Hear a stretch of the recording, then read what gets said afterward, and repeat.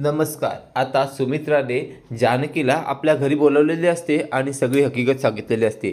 त्यामुळे आता जानकीला कळून चुकलेलं असतं की सारंगने 5 करोड रुपये कर्ज काढून ही स्पर्धा आयोजित केली होती. त्यामुळे जानकी खूपच चिडते. ती ऐश्वर्याला म्हणते, तुम्हाला हे सगळं करण्यापूर्वी नानांना आणि आईला सांगता नाही आलं का? त्यावर ऐश्वर्या म्हणते, तू कशाला आमच्यामध्ये नाक खुपसतेस? हे घर आमचं आहे आणि या घराचे मालक आम्ही आहोत. आम्ही काय करायचं ते ठरवू. त्यावर जानकी म्हणते, असं कसं? मी या घरचीच आहे.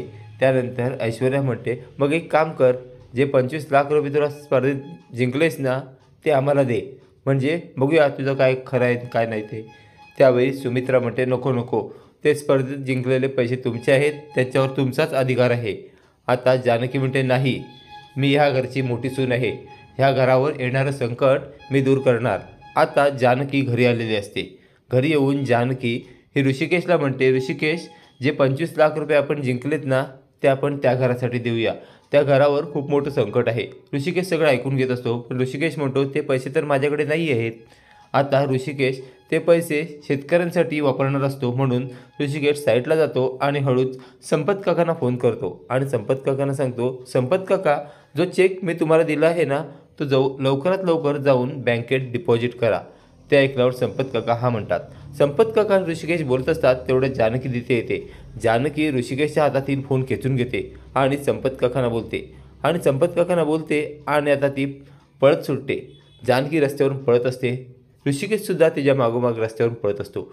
दोघंही रस्त्यावरून अंधाधुंद पळत असतात. अंधाधुंद पळताना जानकी रस्त्याच्या मधोमध पळत असताना समोर येणारी गाडी ही जानकीला उडवते. आता जानकी ही निश्चित पडलेली असते.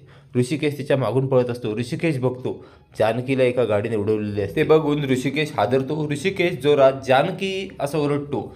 जानकी इकडे निश्चित पडलेली असते. ऋषिकेश आता जानकीच्या दिशेने धावत येतो आणि इकडे सुमित्रा ही दुधाचा ग्लास हातात घेऊन बसलेली असते आणि तिच्या हातात ना ग्लास सटकतो. आता ग्लास सटकल्यामुळे ती खूपच घाबरते.